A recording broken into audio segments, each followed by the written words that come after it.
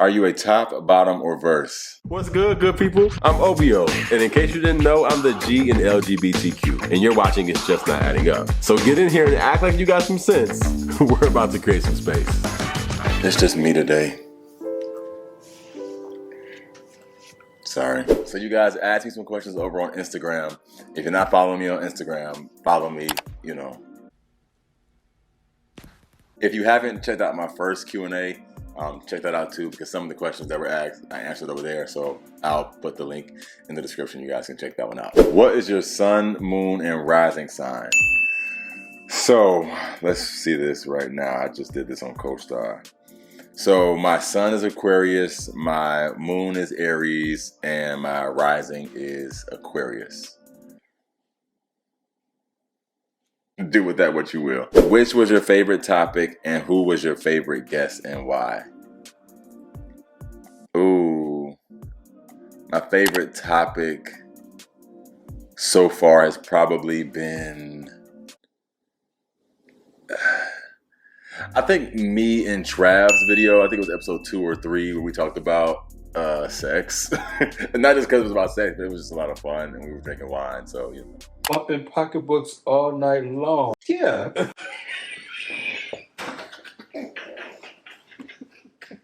But all my guests and all my videos I enjoy all of it. Every time. Seriously, like every single time. What music album has had an impact on you? Brandy's Full Moon album. Yeah. When you touch me, how I want you so. Are you a top, bottom, or verse? I'm whatever my man want me to be. How hard is it making genuine friends in the community now that you're out? Oh, that's a good question. I think it's better making friends. Let me see if it's better or not. It's different, I will say. I think for me, making friends has always been tough because when you're closeted, you make friends and everyone's version of the closet is different. So you may feel comfortable doing this and I don't feel comfortable doing that and all that kind of stuff. So it's muddy there. But then when you're out, it allows you to be around comfortably gay men, which can welcome, romance and sex and all the things. But I do think being around comfortably gay men, they've kind of gone through the journey of things being so sex focused and having to be, because that's the only way in which you interact with a guy. So you're able to focus on other things and build platonic relationships. Of course, there's still people who want to make it more or less, I get it, right? But I will say it's been better. Yeah, I'll say better. Why are you the G in LGBTQ? Well, I'm the G in LGBTQ. I don't know. Why do you still go so hard for God as a gay man? Because God still goes hard for me. Wait, that'll preach. How do you calm down or center when you are overwhelmed in a social setting? I honestly have given myself permission to just be overwhelmed. You know what I mean? I think sometimes we're like, okay, I'm overwhelmed, and you get more overwhelmed because you think you have to show up a certain way. If this is too much for you and you rather get in your phone or take a beat or, get you a drink and relax, then do that. I used to always be like, oh my God, I have to get social. And so I need to make sure it's like sometimes you're out and you're just not feeling it, And so for me, I gave myself permission to just exist. And sometimes that's all I got. And that's enough in certain spaces, even socially. Just exist. Wow. What a reminder. I love that. What does it take to come on the show? Hit my website, fill out the form. It's called Join My Series.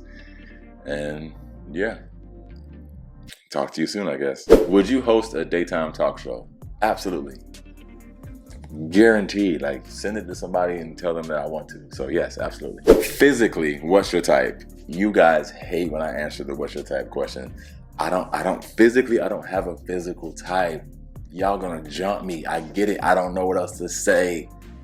I like an attractive guy.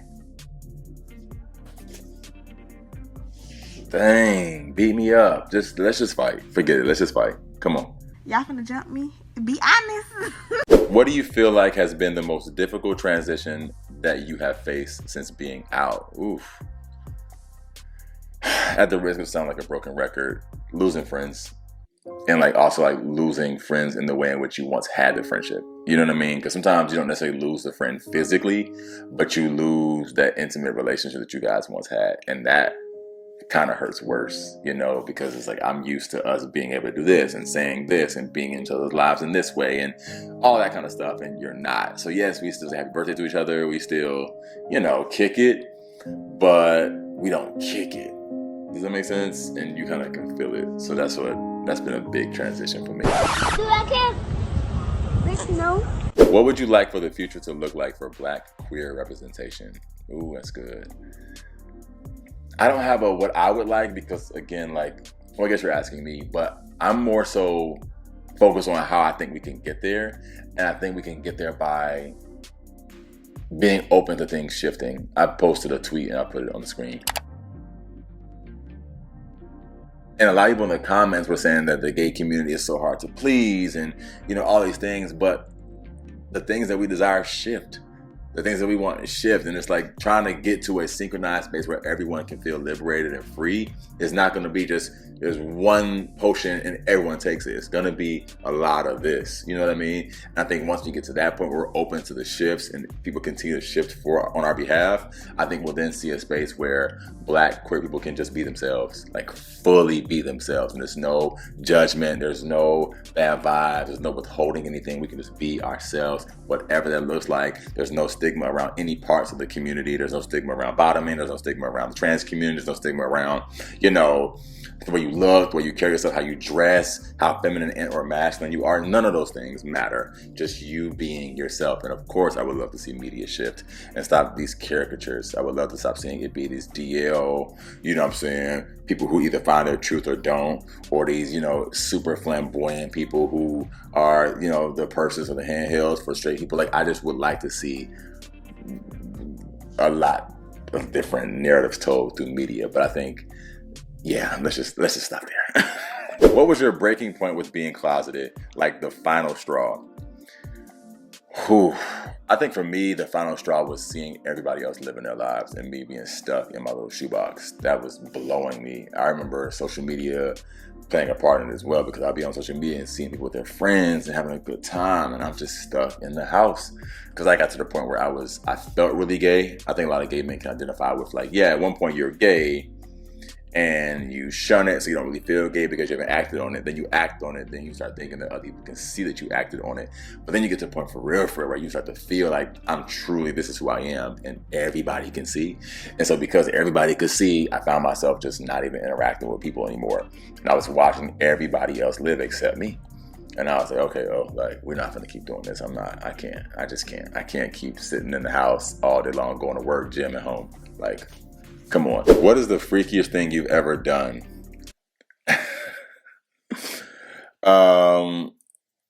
Yeah, so I like for you to take a and make me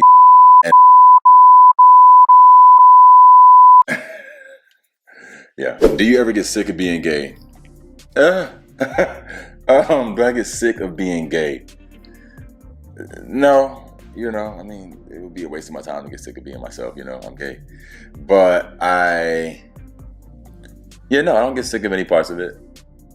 I get overwhelmed with the work sometimes, with what it takes to bring things down to such a simple space where they should be in the first place, to make people understand what they're doing to the community and what they're asking of the community sometimes. That's disheartening, but in terms of actually, like, being gay, I'm gay, you know, and that's just what it is.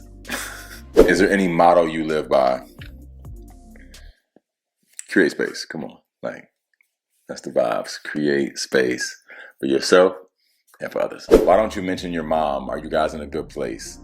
So I get a lot of questions often about my mom, because you guys have seen my dad, you guys have seen my siblings, and you guys have not seen my mom.